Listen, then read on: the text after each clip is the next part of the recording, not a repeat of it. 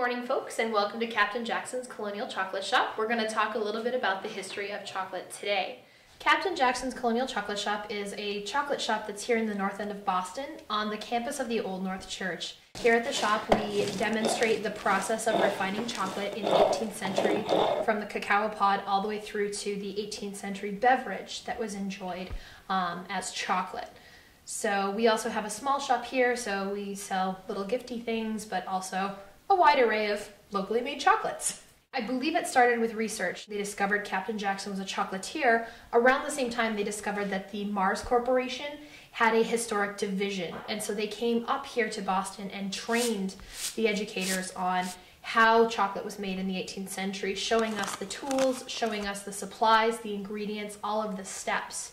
And so then we opened our doors in April, and it's kind of been a trial run, but it's actually been very successful. I love seeing dawn break on Marblehead as they realize how much of a process this whole thing is, but also making those connections and, realizing that, George Washington liked chocolate just as much as, Susie iPhone.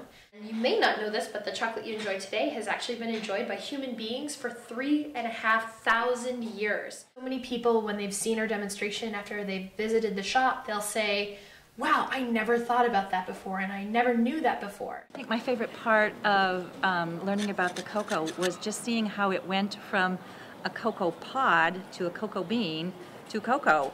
That was amazing. It was. The whole process is, you don't realize what goes into it until you see it done.